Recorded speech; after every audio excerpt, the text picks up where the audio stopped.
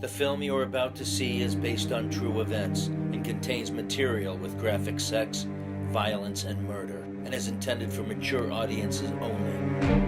If you are not mature, or you are under the age of 18, or still living in your parents' basement, stop watching now. This is your last chance. I warned you. This is it. Stop watching. Whatever.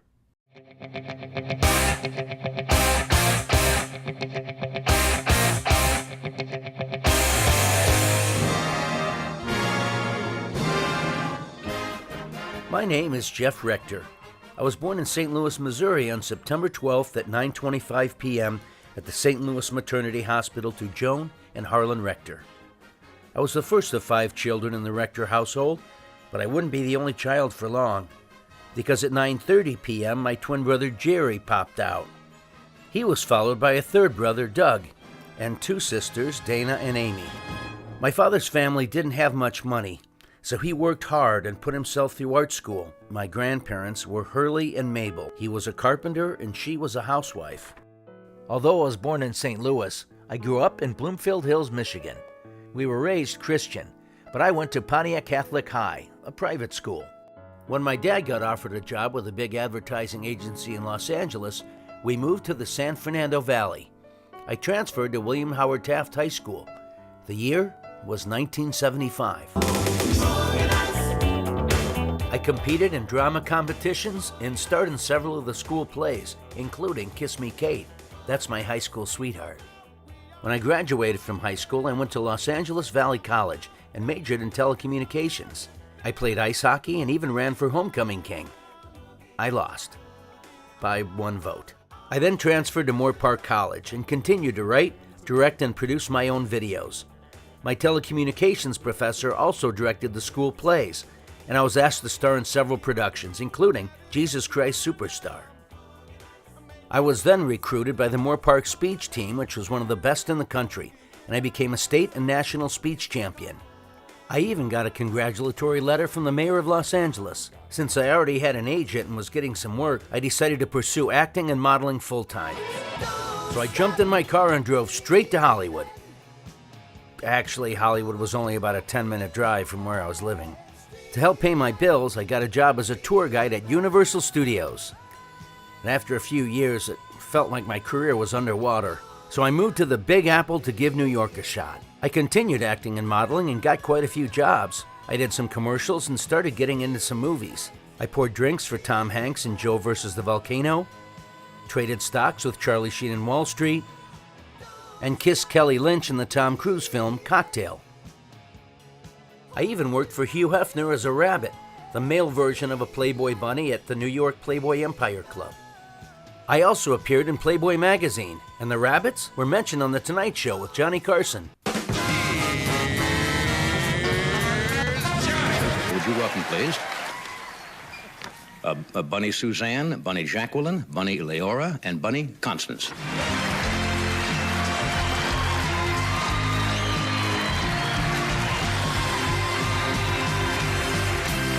Didn't they try men at the Playboy Club called rabbits? Yeah. Yes, in New York. How did that work out? Apparently, I think it worked out well. Yeah. All the ladies keep coming into LA and they keep saying, where are the guys? And we say, New York, New York. Yeah, they don't have them out here. It's like we're still waiting. It was a dream come true. But when the club closed a year later, I decided to move back to LA and continue acting. I've appeared in over 100 feature films and television shows. I've worked on everything from Star Trek The Next Generation to American Horror Story Cult. I played a Starfleet crew member and got beamed off the Enterprise, and also played an alien who kidnapped Captain Picard and made a duplicate of him. I've been a vengeful mob boss, and even a terminating android. I've worked with Bridget Nielsen, Michael Madsen, Burt Young, James Hong, and from Marvel Comics, the great Stan Lee. I even worked with Linda Hamilton from the Terminator films. The alien spacecraft is attacking exactly 2-minute intervals. You won't make it to the core with the time that you have left. That's a negative, Admiral. We're out of time. Take Hatteras as the next probable target. We need to take the shot. I eventually started writing, directing, and producing my own films. My first film, Fatal Kiss, won awards for Best Screenplay, Best Picture, and Best Actor. Whoa! HBO bought Fatal Kiss for worldwide distribution. To this day, it's still one of the few short films HBO ever bought in its 45-year history. In fact, it was so successful that I expanded it into a feature-length film titled Revamped.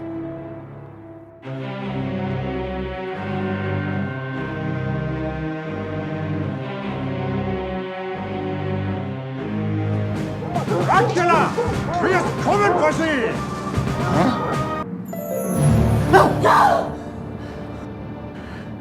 That's not very nice, is it? Brethren! Tonight we vanquish our foes. For the only good human is a dead human. Tonight we draw first blood!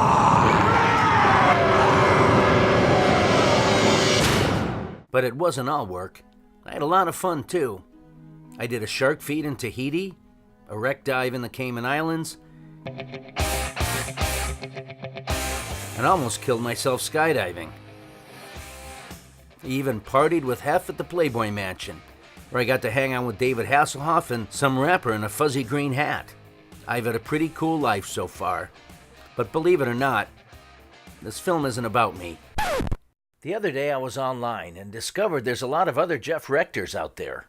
In the classic tragedy Romeo and Juliet, the great playwright William Shakespeare once wrote, "What's in a name? That which we call a rose, by any other word would smell as sweet." Unlike Romeo and Juliet, this film is not a tragedy.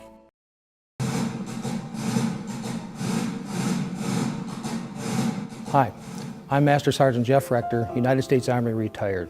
I served in the United States Army with the 101st Airborne Division in Northern I Corps in South Vietnam. I believe in our country, its liberties and freedoms that we represented. I know many of my friends who also served in wartime are proud of what we accomplished. We endured some tough times. I support the Veterans Support Center, and I will continue to support my fellow servicemen and women. God bless you, and may God continue to bless our great nation. I'm Master Sergeant Jeff Rector, United States Army retired. My name is Jeff Rector. Currently, I live in San Diego with my family. I have a 14-year-old daughter who's an accomplished violinist.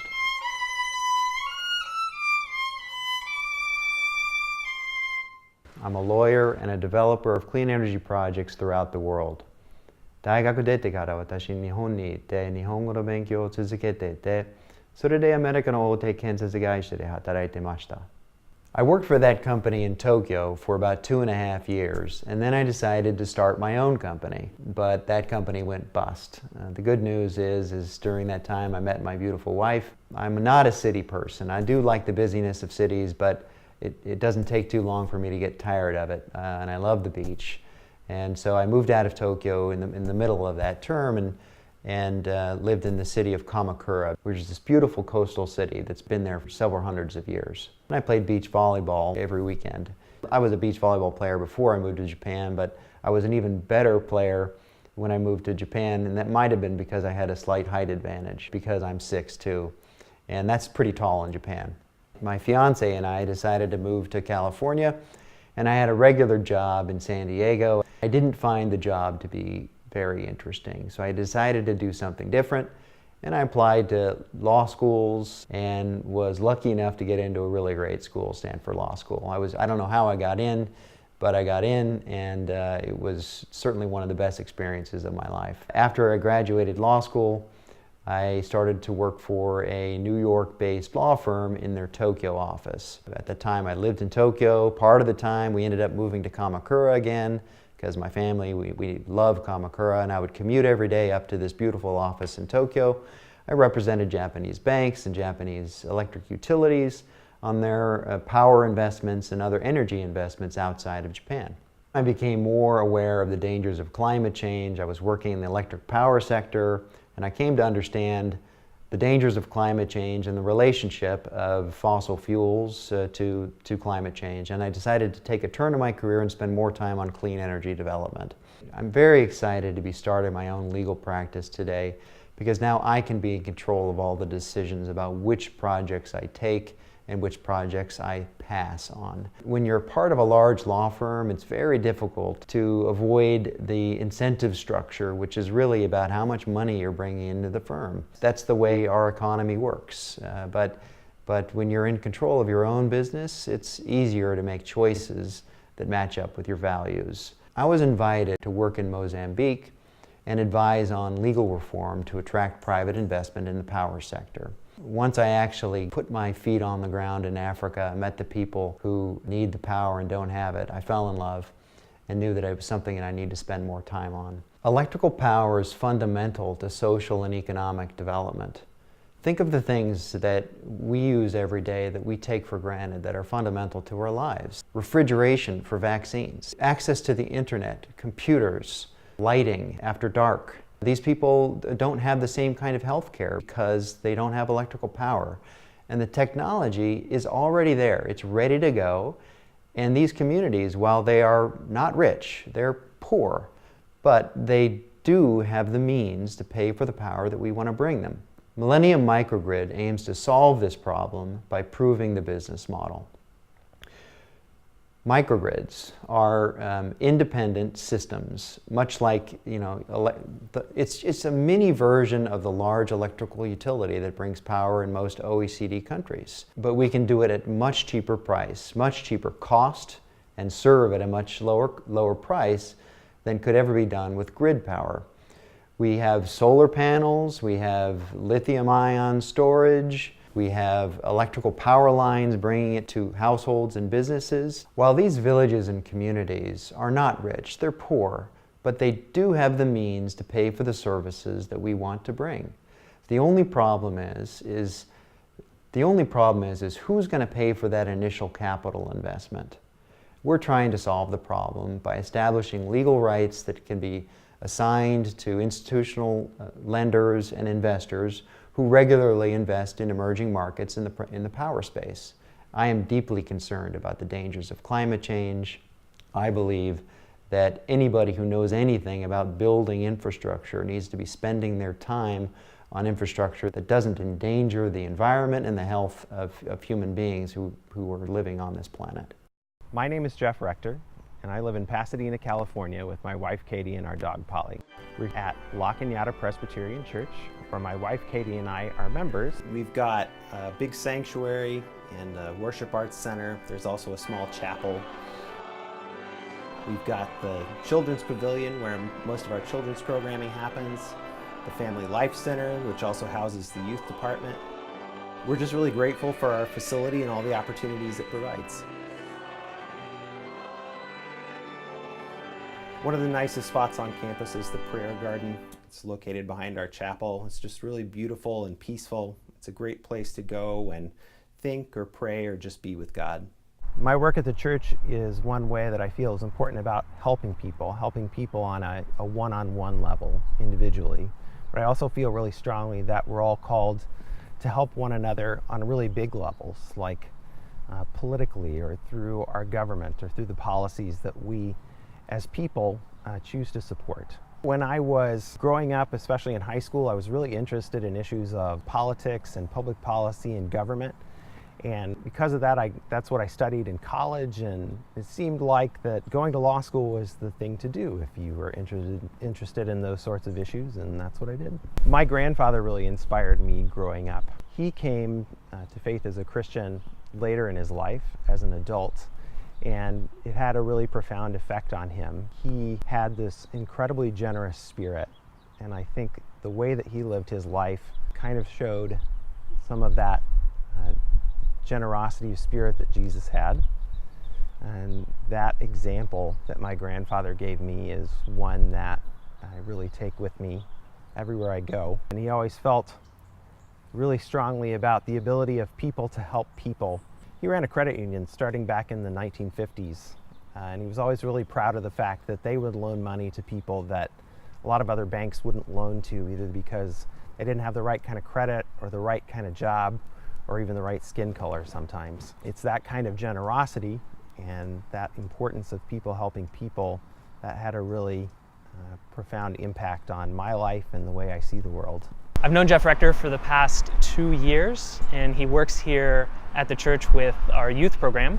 He has been able to speak to them in ways that other guys haven't. He takes them out and goes on hikes with them. They open up to him, and that is not something you can teach in someone who works with youth. He is someone who just knows how to connect with people and do so on a level that is very, very genuine and very authentic, which are two words that I think describe Jeff really well.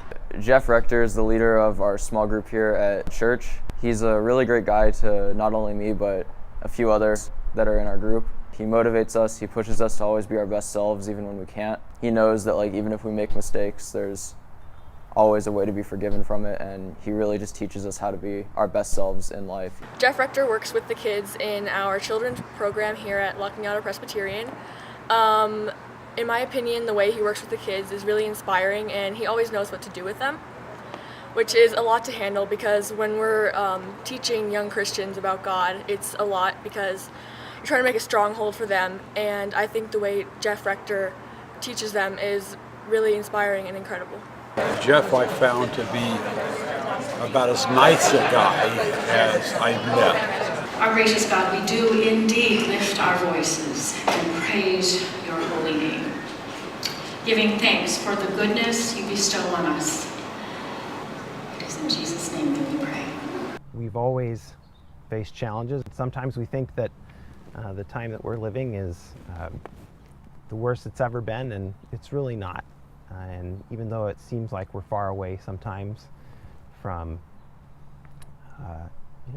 pulling together as a country or things getting better, to just make the world a little bit better place right where you are with your actions, with how you treat other people. My name is Jeff Rector, and I'm a professional rodeo pickup man. My job is to travel around the country and save cowboys off of bucking horses. At the end of the 8-second ride, obviously they don't want to have to jump off, so that's where I come in. My job is to ride alongside of them, have them exit off of their horse onto my horse, safely onto the ground. As you might imagine, rodeo is a very dangerous sport. I've been injured a bunch. I've had dislocated fingers. I've broken my ankle before. I broke my shin bone, but not nearly as dangerous as what you're going to see later in the bull riding. Guys get run over, kicked, stomped. It's definitely very dangerous, but unfortunately, there is no insurance that covers rodeo cowboys. You're pretty much on your own. I really love it. I love the travel that's involved. I love meeting people all over the country. I've been blessed enough to pick up bucking horses in probably 30 different states in my career, and I wouldn't change anything about it. My dream is to be selected for the National Finals Rodeo. That's basically the Super Bowl of our sport. It's held in Las Vegas, Nevada in December for 10 days. And it's the biggest, richest rodeo in the world, and I would like to be the first African-American pickup man to be selected for that. That's something I've dreamed about since I was probably 10 years old, so I'm looking forward to making history and being the first one to do it. So these are some of the buckles that I've been awarded in my career. These are some of the ones that I have left. I've given a few away to friends and family, but basically how it works is every time you get selected for a year in rodeo, you get a trophy per se. A trophy for a cowboy is a buckle. These are some of my favorite ones. My all-time favorite one here, this is one I got for working the National Finals steer roping, which is kind of like the National Finals in Las Vegas. It's kind of just a little bit under that. I was awarded this. This is probably my all-time favorite so far. This thing here is worth about $5,000, so as you can tell, I'm pretty proud to have that one. So if you own horses or livestock, you got to have a brand. That basically signifies that you own them. So 3 years ago, I decided I wanted to create my own brand. So what I did is I incorporated the JR, as you can see there, and then on the end I put a spur rowel. So I don't really have a name for it, I just call it my brand, but basically as you can see there, it's Jeff Rector and it's got a little spur rowel there. I have that on some stuff here in the house and also have that on my horses as well, so we'll show you that a little bit later. I'm the first and only African-American pickup man in the Professional Rodeo Cowboys Association. I've definitely gotten a lot of strange looks. I've definitely been called the N-word before. In some of the smaller towns I've been to. But once I get into the arena and they see what I can do, I pretty much gain their respect right off the bat. Some people consider rodeo as not being a real job because you're not punching a clock, you're not 8 to 5. But it is a job because you are working hard. Everything you get, you earn. Nothing's given to you. We definitely have some rodeo groupies around.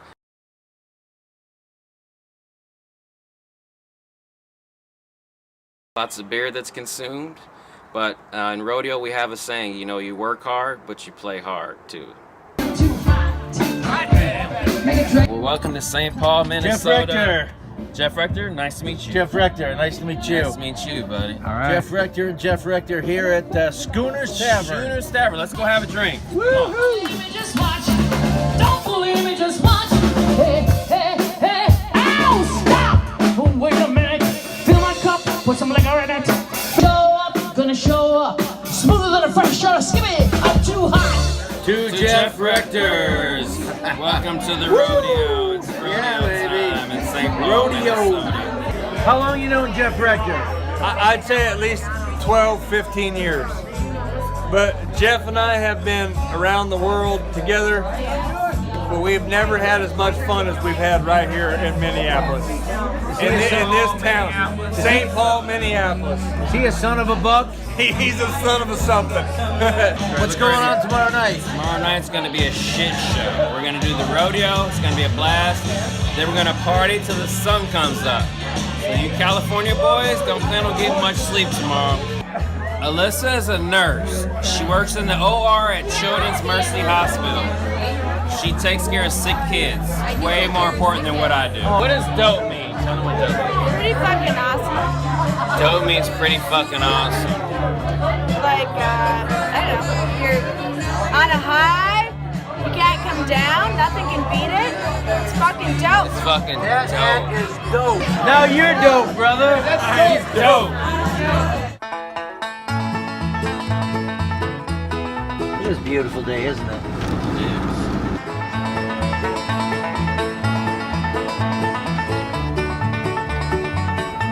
Two Jeff Rectors, two steers, rodeo time. Love me, darling, just tonight.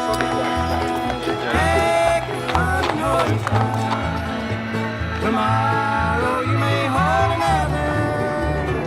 Love me, darling, just tonight.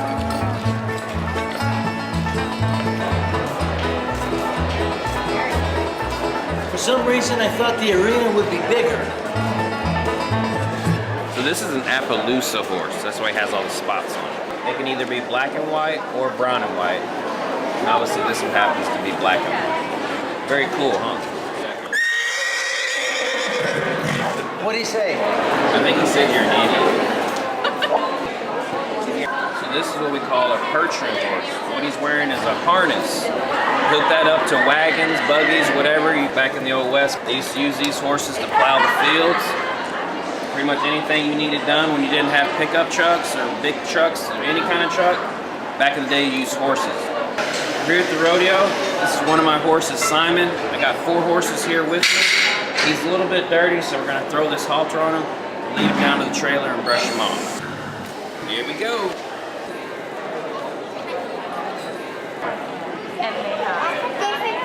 So, what kind of horse is this? A miniature horse. A miniature horse. Of course. See, there's the R and then there's the spur. So I don't use the hot brand. This is actually what we call a freeze brand, so it doesn't burn them. It actually just turns the hair color white. So when I first picked up a rope and started roping, I think I was about 8 years old. My grandpa used to set up a bucket on the ground and I'd rope that bucket over and over. Then I learned how to do just a few rope tricks. I'm not a trick roper, but I can do a few things with the rope. Oh, I knocked my hat off. So here we are at the rodeo. We're about 2 hours till showtime. I'm with my buddy Will here. He's gonna be working with me this weekend. We've been friends for 10 plus years or so. What I like about working with Jeff is it's not work. You know, we're good friends, good buddies. We work good together. It's more of a hobby than it is a job when it comes to working with a guy like Jeff. We have a lot of fun together. Yeah, a lot about picking up is it's teamwork. You know, there's 2 of us out there, so we have to feed off each other, watch where the other one's at, and you got to have a good teammates, just like baseball or football or anything else. You know, I've been known to be a pickup man myself. Oh, you have? Of what? So one of the most dangerous scenarios for our job is it comes in the bareback riding, and the bareback riders have their hand wedged into it's like a suitcase handle, and if they come off the wrong way, they're locked in there. So It's our job as pickup men, mine and Jeff, that they come in there to get a rope as quick as you can on the horse and try to get them stopped, because if we don't get them stopped, there's no way that guy's going to come out. And that can get really, really hairy at times and really dangerous for the cowboy. Some of the most dangerous things can happen and you can't even expect it.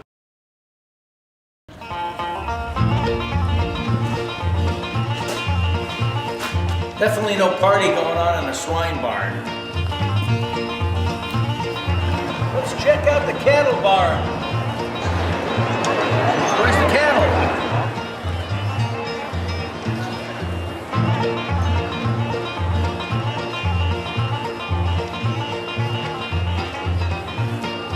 Fan of the rodeo? You're not from around here, are you? No. So many saddles, so little time. Yeah! Gotta hold on for 8 seconds. Woo!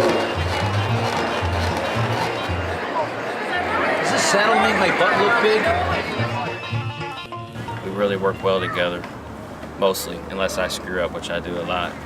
But anyway, we make it work. Hey, fellas, how's it going? Was it something I said? I've been riding horses since I was very young, probably before I could ride a bike. So I compete in weekend rodeos, typically jackpots, where the purse depends on how many girls are entered and how much sponsor money they have accumulated for this event. Some female riders have made millions of dollars in their career barrel racing. The National Finals Rodeo held in Vegas, contestants, male or female, can win upwards of $20,000 a night. Have you seen Jeff Rector ride before? I have. Jeff is a good friend of mine. I've known Jeff for probably 7-8 years now. When I was Miss Rodeo Minnesota, I showed up at this very rodeo in need of a horse and didn't know Jeff at the time. And a mutual friend connected the two of us, and he got me hooked up with a horse for the entire weekend. And then that transpired into an entire year, where if I needed a horse and he was at the same rodeo, he assisted me and got me a horse. And then the friendship just continued on from there. If you wanna ride, don't ride the white horse. If you wanna ride, don't ride the white horse. The white horse. Don't ride the white horse. No, no, no.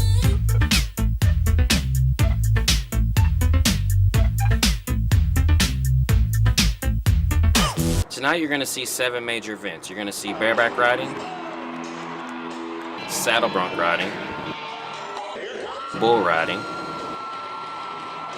calf roping, team roping, steer wrestling, and ladies barrel racing. Well, I take my job very seriously. From the bright lights of Kansas City, Mr. Jeff Rector on one side tonight. And from Swainville, Iowa, Mr. Will O'Connell. Thank you for listening here.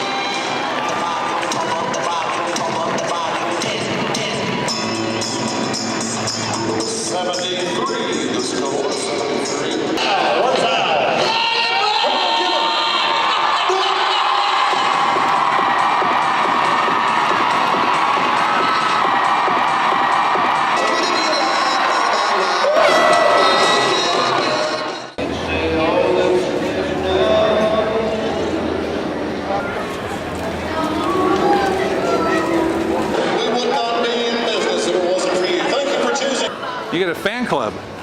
His own fan club, probably. Let's hear for Jeff Rector.